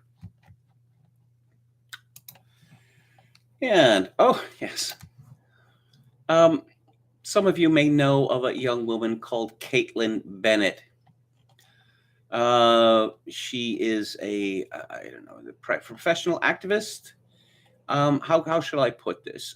She is a young blonde woman with big breasts who likes being photographed holding rifles. I think that's fair. But she has had a conversion. And John Henry Weston writes at LifeSite News, joining me on the latest episode of the John Henry Weston Show is Caitlyn Bennett, a conservative content creator with a following of more than 1 million people across several platforms. The primary focus of our discussion was her conversion to Catholicism. From a young age, Bennett's family had inculcated in her a distrust of Christianity and organized religion. It took the efforts of her husband, Justin, a devout Catholic, to help bring her to the faith. But Bennett explained she didn't convert just because her husband was Catholic, but because she sincerely came to believe in the historical and theological truth of Catholicism. Although she was pro-life as an atheistic conservative, Bennett's new founding understanding of Catholicism has added significant depth to her pro-life convictions. Well, I'm certainly glad to hear that. Perhaps her conversion will involve her coming to the conclusion that I really don't need to, shake my money makers in order to persuade people of the validity of my opinions. One can only hope. But this story has made a woman called Catherine Joyce absolutely furious. Right-wing Catholic boomlet grows. Gun girl signs up with Mother Church. Ludicrous former Kent State student joins Milo Greek name Alexander in embrace of trad cath, that's his scare quotes, religion. This woman is really put out about this. She's pregnant. That is Caitlyn Bennett. The pregnancy announcement video was posted on Liberty Hangouts, a right-wing website and YouTube channel founded by Bennett's husband, which bills itself as the official home of Caitlyn Bennett. Days later, a pop religion website owned by Catholic media giant EWTN, the largest religious media network worldwide, covered the news like a breathless tabloid baby bump. Watch. Okay. Well, she is a celebrity. And when celebrities get pregnant, this is what happens. Who is this Catherine Joyce fellow, or woman, actually? She's an investigative reporter at Salon and the author of 2 books, The Child Catchers, Rescue Trafficking and the New Gospel of Adoption, and Quiverful Inside the Christian Patriarchal Movement. Ooh, sounds scary. Sounds awfully scary. And, more from Catherine Joyce. At Salon, parental rights started on the Christian fringe. Now it's the GOP's winning issue. Right-wing Christians have pushed for parental control over education for years. Suddenly, it's the GOP's main focus. Not that long ago, progressives, lefties, radical teachers would have been hesitant to actually push the view that we own your children. But now they are. In the same way that public health zealots, until very recently, would have been reluctant to take the view expressed by Elena Kagan, Associate Justice of the U.S. Supreme Court. Hey, if we're paying for it through Medicare, Medicaid, or if the hospital is getting funds from Medicare, Medicaid, or any other federal agency, we can do whatever we want to you because we own your bodies. That is the socialized medicine always, or very quickly, ends in the maxim, we own your bodies. And more from Catherine Joyce. How Christian nationalism drove the insurrection, a religious history of January 6th. Fanatical, extreme religious faith wasn't incidental to last year's Capitol assault. It was a central driving force. I've just noticed this in the last few weeks, that this term Christian nationalism, it appeared on the memo one day, that our Republicans, they're not just Republicans anymore. They're Christian nationalists. They want a theocracy. Too funny. And Catherine Joyce is quoted in a story on a website called Where Peter Is, which is an anti-Pope nasty fan site. And it's about an outrage that occurred. But it's just by Mike Lewis, called A Catholic Moral Panic, 2 years on. Today marks exactly 2 years since a young Austrian convert to the Catholic faith, Alexander Chuglu, stole 5 wooden figures of a pregnant indigenous woman. I wonder if the phrase Pachamama, the word Pachamama. Yeah, there we go. Yeah. A pagan idol. It is a pagan idol. So he stole 5 wooden figures of pregnant indigenous women from the Amazon from Santa Maria in Transpatina Church in Rome during the early morning hours. Catherine Joyce, in an article for Type Investigations in Vanity Fair, described what happened next. No one stops him as he carries them outside and down the Bridge of Angels, where in the shadow of the hulking Castel Sant'Angelo, the setting of both a purported medieval miracle and an action sequence in a Dan Brown novel, the two men abruptly pitch one statue over the side. Sensing the need for greater economy, Chugul aligns the remaining 4 on the bridge's ledge, then pushes them over, one by one, into the Tiber. On their YouTube video, you can see the last one land with a splash, stirring a chorus of seagulls as the current carries it away. The moment was the climax of nearly 3 weeks of moral panic in the Catholic world, when a well-organized media effort successfully pounded a false narrative into the minds of many ordinary Catholics. It's not a false narrative. These were pagan idols, many of whom strongly believe today that a pagan ritual was carried out in the Vatican gardens in the presence and with the approval of Pope Francis. Well, it was, and it did. And this is the first time this has happened. They've decided to, subsume the cult of St. Francis of Assisi. When John Paul II, who is now supposedly a pope, was pope, he engaged in sacrilege in St. Francis's own church in Assisi by inviting various pagans to take part in an alleged mass where pagan idols were put on the altar. This happened twice. Not long after that, the church was destroyed by an earthquake, but I suppose that was simply a coincidence. And, I wanted to talk about names. Popular baby names. Let's see what they are for Canada as of 2021. We'll go boys' names. Noah, Jackson, Liam, Lucas, Oliver, Leo, Benjamin, Theo, Jack, and Aiden. Aiden as in Jaden, Braden, Caden. These are better names than one would have seen a few years ago, but some of them, Theo is short for, Theodore, of course, and Jack is a nickname for John. Liam is at number 3. Wow, there must be an awful lot of Irish. Jackson, I don't know what that is. What, Jackson? What? And Jack, does that come from Pirates of the Caribbean? I'm looking at Quebec, most popular names for 2020. Curiously, there is only one French name on the list, Edouard, with Liam coming in at number 1. The United States names are very, very similar. For boys, 1 to 10, Liam, Noah, Oliver, Elijah, William, James, Benjamin, Lucas, Henry, and Alexander. And let's look at female names for Canada. Emilia, Sophia, Olivia, Aria. Wow, a lot of vowels here. Emma, Chloe, Zoe, Mila, Lily, and Mia. Wow, 10 out of 10 names that end with vowels.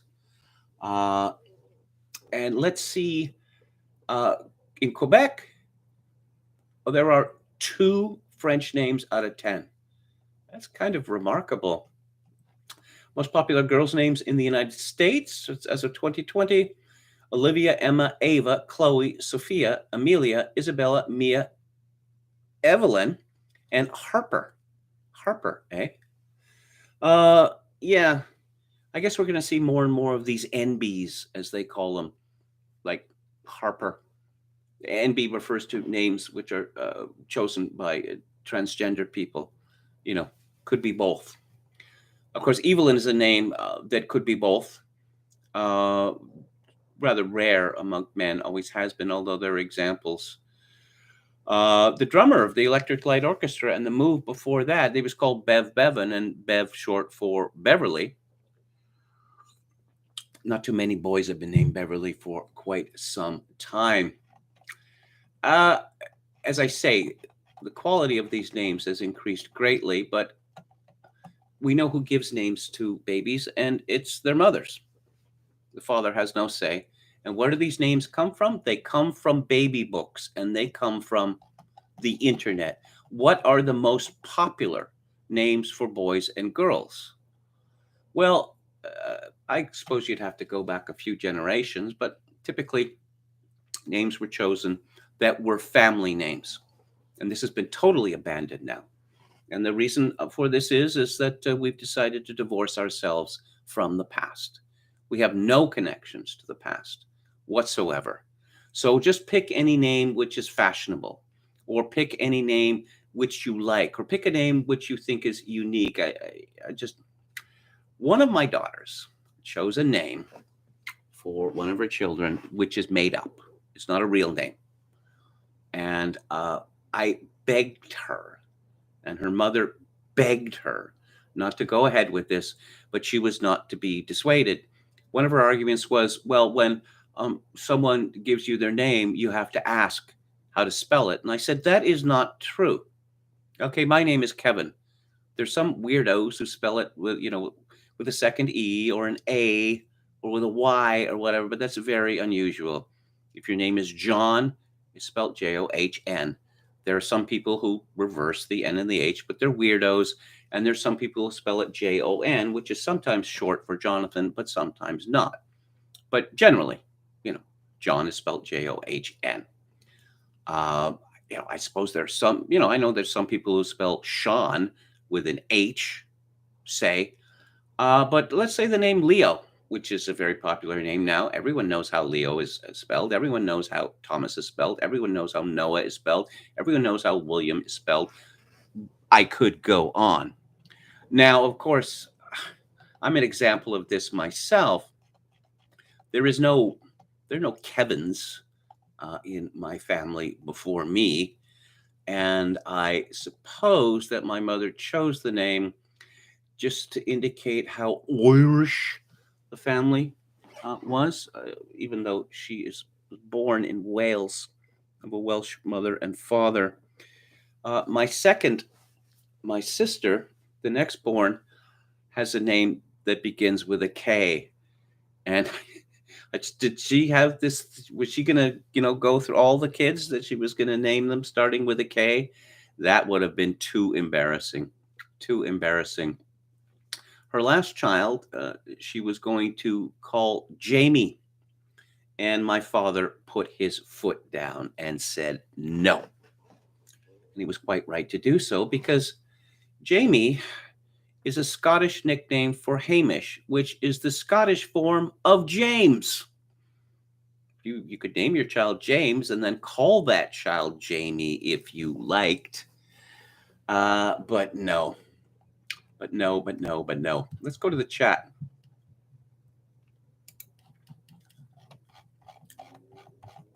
Okay. I dated a girl called Aaron, Half Galician says, who was named for a male relative, Aaron, Aaron, so feminized it with a Y. I don't care what her name was. A rose by any name would smell just as sweet. She was hot. Okay. The leader of the Conservative Party in Canada is called Erin O'Toole, Erin. And when I first heard of this person and I saw this person's resume, which involved long stint in the Canadian military and a top position at a Canadian law firm, I thought this pretty impressive resume for a woman. Wait, this is a man? Aaron is a well-known Hebrew name, and it's spelled Aaron. Why the Aaron? And then it hit me because I have a female cousin called Aaron, and O'Toole wasn't enough. You had to name your boy Aaron with an E just to show how Irish your family is. It's embarrassing. It's embarrassing. What about the name Arian for a girl, says Oscar Toe. Her family hated me. I won. Bianca is 26, happily married and making a difference in the world. Okay. Name a baby after Star Wars characters. Jabba, Yoda, Akbar, Snaggletooth, Luke. Okay. Winky would be a cruel name for a girl, says Oscar Toe. No.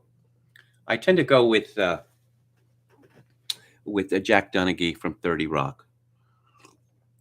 Best to stick from names of kings and queens of England. That is to say, from the Norman conquest onwards. You don't want to name your child Ethelred or the like. I wonder what Lacan would say about mothers naming their children instead of fathers. A true Greenberg. Oh, and Sarah Palin. Oh my God, she's one of the worst examples of this. With her children, her boys called sine, cosine, hypotenuse, or whatever they're called. I like it when a man is Julie, shortened from Julian, says half Galician.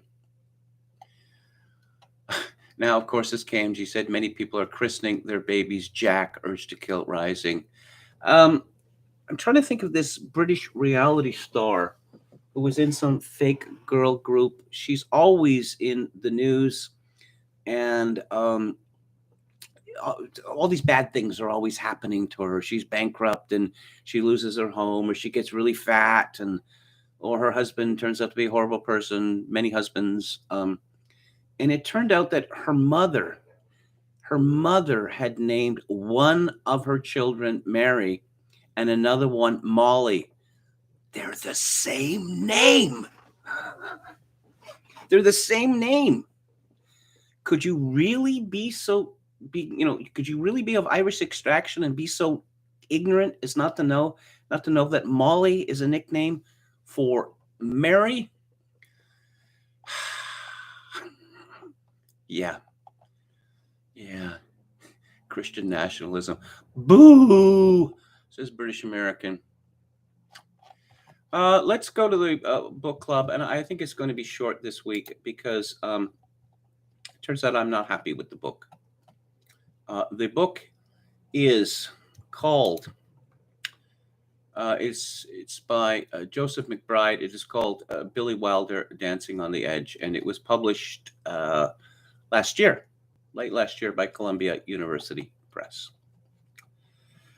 McBride has a thesis in his book, and his thesis is that Billy Wilder's work, his filmic work, is largely a reflection of his reaction to the Holocaust, which claimed his mother and several other members of his family. He goes so far as to say that a movie that Wilder made in 1948, which is about the Austro-Hungarian Empire and Kaiser Franz Joseph, is actually about the Holocaust too.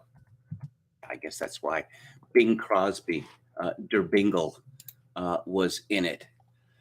It's all so tiresome. The Emperor Waltz is Wilder's film from 1948. It was not a successful film, and it's actually just recently been released on Blu-ray for the first time. Wilder goes on and on and on and on about the anti-Semitism in the Austro-Hungarian Empire, and then in the truncated Austria after 1918. But he seems to be making the argument that that Billy Wilder moved from Vienna to Berlin to get away from this, which would be a prime example of jumping from the frying pan into the fire. He talks about, Berlin being cosmopolitan. He uses that word in response, as opposed to Vienna. It would be difficult to think of a single city in the world in the 1920s more cosmopolitan than Vienna was. And he seriously, there's just so much historical ignorance in this. He talks about the Duke of Windsor, the former Edward VIII, and he talks about his admiration for fascism. Well, the Duke of Windsor was, as we learned from Seinfeld, he was history's most romantic Nazi sympathizer. Yes, he was. It wasn't so much because of his love for fascism. It was because the Duke of Windsor considered himself to be German, which he was. He infamously said on the day that Britain declared war on Germany in 1939, "There is not an ounce of blood in me that is not German." That was his allegiance. It wasn't to fascism.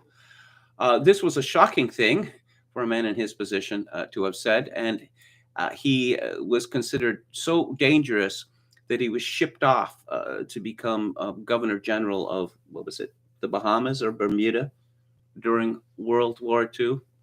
A nasty, nasty, selfish man. I'll tell you a story about him. He used to frequent a restaurant in Berlin that was popular with the Nazi party hierarchy. And how do I know this? Because I once worked with a man. His name was John Smith. He was a librarian at the University of BC for many, many years. And he had been a waiter at this restaurant. And he said that one day Himmler came in, and he said the staff of the restaurant, they were like this. They were so terrified. And afterwards, someone else working at the restaurant said of Himmler, "He is a real bullet." Anyway, so the Duke used to eat in a salon privé in the restaurant, I think on the second floor. And one day, a waiter heard this tremendous banging and smashing and bellowing inside the room. And so he opens the door and he sees the Duke of Windsor pounding on a door and shaking the doorknob incessantly. And he says, "Why won't this bloody door open?" And as John Smith said, and the poor Alsatian waiter said, "I'm very sorry, Your Majesty, but it is a broom closet," which is one of the funniest stories I've ever heard. Not so funny is the fact that Joseph McBride does not understand the difference between religious and racial anti-Semitism, which is a very great drawback when you are essaying on that topic. But of course, he's not alone in that. Some years ago, after Ian Kershaw's 2-volume biography of Hitler was published in paperback, I thought, well, I've been waiting for this because this biography is supposed to, include what they call the results of the historians' war over Hitler. And I read the book and I gave it up after about 150 pages. And I thought, how is it possible to write a dull book about Adolf Hitler? Well, Ian Kershaw has succeeded. If you want to know what Hitler had for lunch on, April the 12th, 1937, you can find that. But again, Kershaw does not understand the difference between religious and racial anti-Semitism. And why is that important? Because racial anti-Semitism of Houston Stewart Chamberlain and the like is a radical, indeed a revolutionary notion. It means that some people, including Jews, are condemned eternally because of an accident of birth. This is new. This is new to Europe. Gustav Mahler is mentioned in McBride's book. Gustav Mahler became the head of the Vienna Court Opera. Now, the Vienna State Opera, which is arguably the highest musical position in the world, despite the fact that he was a Jew and despite the fact that he came from very low origins in Bohemia. Now, Mahler had converted to Catholicism, and a lot of Jews in Austria-Hungary converted to Catholicism, and it's simply a question of making a gesture to fit in. To those Jews that had converted to Catholicism, a great many of them were ennobled in some way, given titles, given aristocratic titles. But if under Nazi racial theory, if you're a Jew, that's it. You cannot be saved. That is why this is so very important. And the fact that Joseph McBride doesn't seem to understand it or even have heard of it leads me to the conclusion that I'm not interested in anything this man has to say, certainly on anything to do with Central Europe between, I don't know, in the middle of last century, or the, I don't know, let's say roughly 1920 to 1945. McBride seems to have grave difficulty with the fact that Billy Wilder thought very little of psychiatrists, of psychiatry. It's probably never occurred to him that it's quite possible that Billy Wilder, growing up in Vienna as he did, was familiar with the work of Karl Kraus, a Jew, by the way, who single-handedly wrote Die Feckel, a very popular journal. And Kraus carried on a near lifelong campaign against what he called the soul doctors. I don't know. Again, everything that I see in this book, the claims that he makes, he bends everything to his thesis. Every single thing. That life was so bad for Jews, in Austria-Hungary. Was it? Was it so bad for Jews in the Republic of Austria? Would that explain why someone like Bruno Walter, who was Jewish, born Schlesinger, found refuge in Austria in the 1930s, and in fact was the head of the Vienna State Opera? Again, he was a convert, but that's generally how it worked. But Hans Knapperbusch was a Protestant. He was anti-Nazi. He fled Germany in 1933. And where did he end up? He ended up in Vienna. I don't know. This is all glossed over in McBride's book. But the Chancellor of Germany was murdered by the Nazis. Engelbert Dollfuss, he was called. And after that, this was in 1934? After that, the Nazi Party was banned in Austria. The subsequent chancellor planned a referendum or a plebiscite, but in order to forestall that, Schuschnigg was his name, Hitler invaded. Yes, there were cheering crowds on the streets, and yes, a subsequent plebiscite showed that 99% or 110% of Austrians supported the unification of Austria with Germany. Well, the jig was up. Austria was in no position to resist. And in fact, one of the reasons, as going back to what I said earlier in the program, one of the reasons why this happened was because the British government and the League of Nations foolishly pushed Mussolini into the arms of Hitler. Hitler was rather trapped because he had to fear his southern flank because of Mussolini. Mussolini had delusions of grandeur and considered Italy to be a rival, military power to Germany. But until Hitler had squared Mussolini away, he was rather constrained in his movements. I don't, it's funny about Billy Wilder that he visited Berlin pretty much directly after the end of the war when he was in the American Armed Forces, and he was absolutely appalled by the destruction of Berlin. Of course, he hated the Nazis, not just for what they had done to his family, but he said that, he loved Berlin. And I think that this was this feeling shared by many Jews. I simply can't recommend McBride's book. If you want to read a good book about Billy Wilder, I would recommend Cameron Crowe's Conversations with Wilder. Let's have a look at the chat.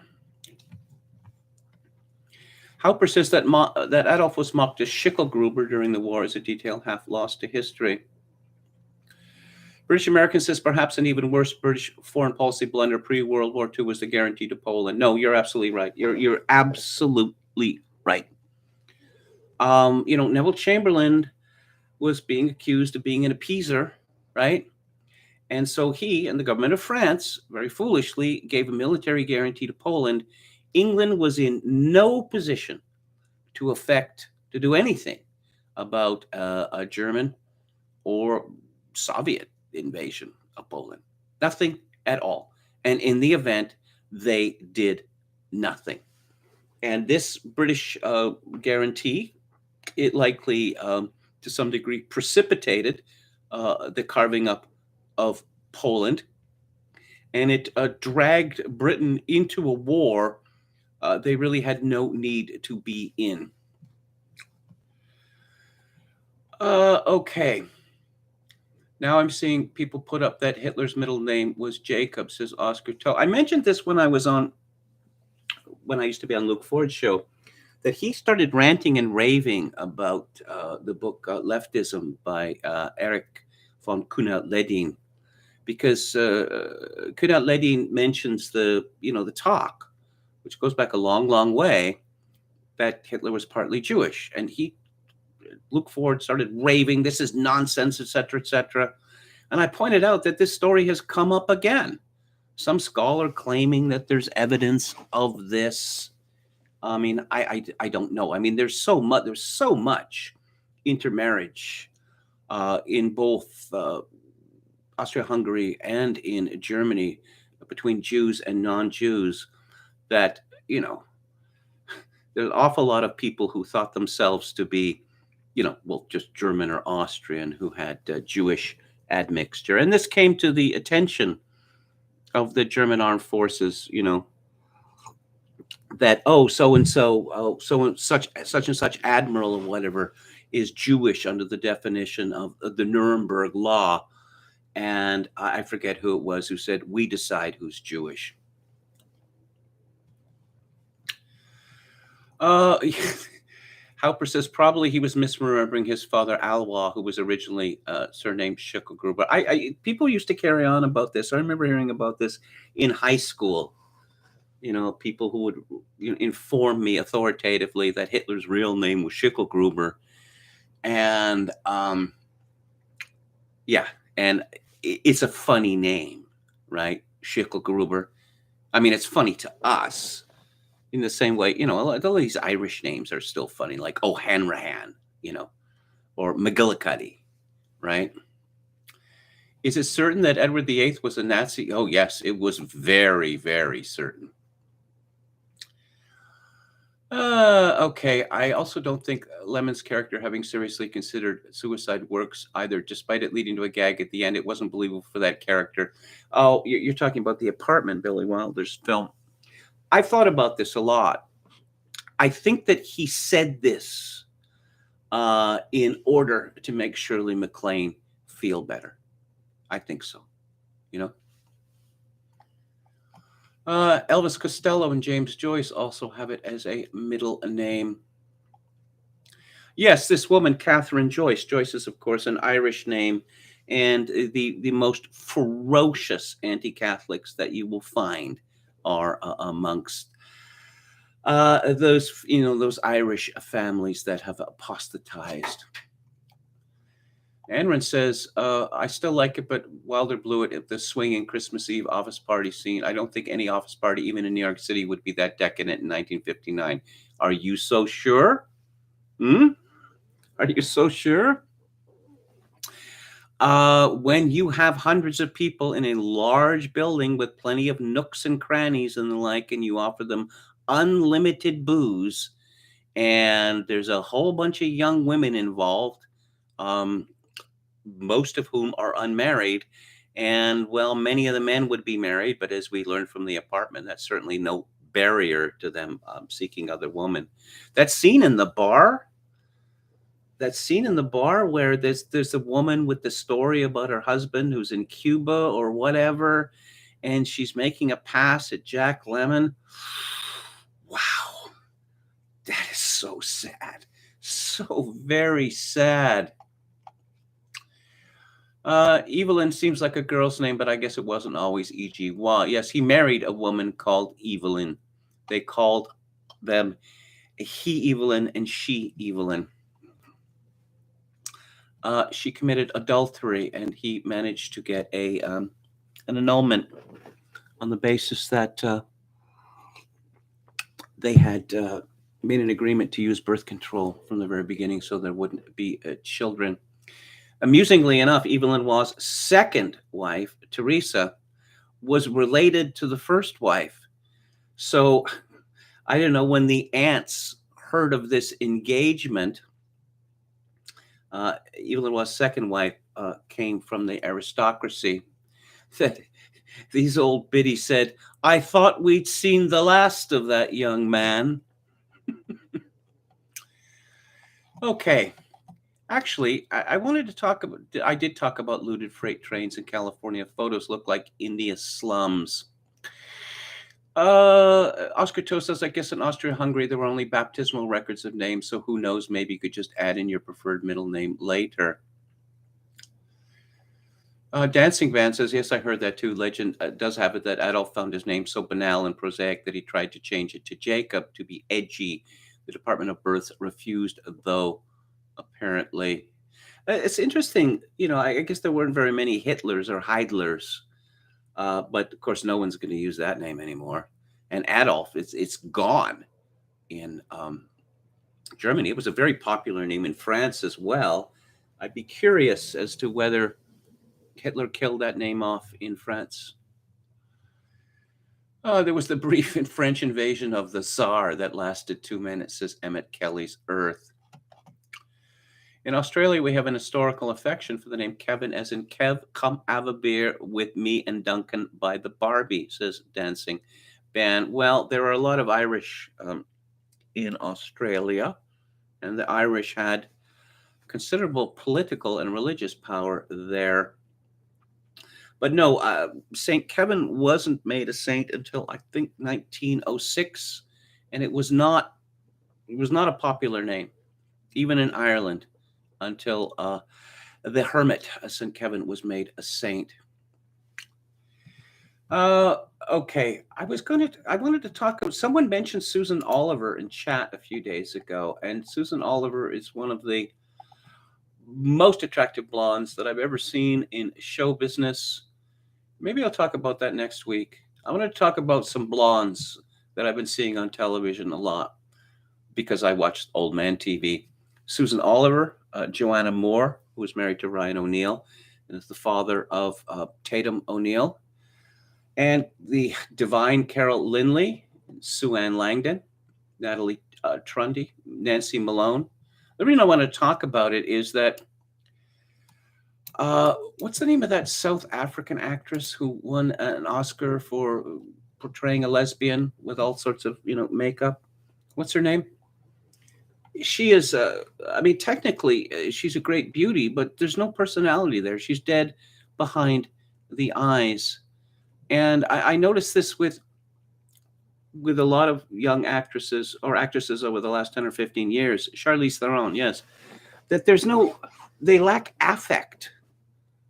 you know, and they, to a large extent, seem interchangeable. Oscar Toe says, did they just remove the A and go with Dolph as an acceptable name? Old Man TV, Rockford Files. They used to show that on MeTV. I always wondered about Rockford. I've joked about this before. Every episode, he gets threatened with a gun or pistol whipped or punched in the stomach or taken hostage. And he doesn't seem to have any paying clients. Strange business model. Margot Robbie is the same. Yeah. When she was announced, hang on a second. Like Warren Tate in Quarantino's film, I was outraged because Sharon Tate was a doe-eyed, fulsome blonde of the type that Hollywood queers exiled a long time ago. But just in the movie itself, Kristen Milioti, Jordan Belfort, is married originally to Kristen Milioti, who's an extremely attractive woman. And in the movie, she is totally devoted to her husband and his goals, dreams, ambitions, and all that. And he dumps her for this vapid, blonde, gold-digging tart. Ugh. Didn't like to see that. The Rockford Files intro music is wild, says Oscar Toe. Let's see. The title under Kevin now reads COVID-19. Get the latest information from the CDC about COVID-19. Has it said that from the start? Not that I noticed. Okay, I think I'm going to wrap it up for today and wrap it up for the week. And what's coming up on the show on Theater Thursday next week, I'm going to be talking about John Patrick Shanley's 2008 movie about the Vatican II and the crisis in the Catholic Church, as expressed in one Catholic school in New York City. It's called Doubt. It's a very good movie. And on the book club next week, I am going to be discussing, this is by popular request. I talked about this on my old podcast, 7 years ago or something. Anthony Burgess's dystopian novel from 1961, I think, called The Wanting Seed. It's about God punishing the earth because we've decided, as it were, to spill our seed on the ground. That's what happened originally in the Bible, to Onan. And on Music Monday, I'm going to be talking about Peter Blegvad, who was, I've loved him and his work since, 1974, almost 50 years. So thank you all for tuning in. I appreciate it. I will be back on the air Monday at 4. Well, okay. Let's see. Yeah, I said at the beginning, I got to get out of here as soon as possible because I'm being chased out. I can't even do laundry anymore. And it's not as if there's a laundry, within walking distance of where I live. Got to get out. So that involves me, checking out apartments. So there may be some disruption of service. Okay. That's a warning. But, once I do find my own place, then things will improve production-wise for the show, I can assure you. If you'd like to make a donation to the live stream, my PayPal account is linked to Kevin_Grace at hotmail.com. If you're in Canada, donations to the live stream may be made directly via Interac at kevingrace@shaw.ca. And as always, I leave you with this benediction. In these days of social atomization and civilizational collapse, I do dearly wish that you, my dear viewers and listeners, manage to forge a genuine human connection in order to ease the burden. Good night.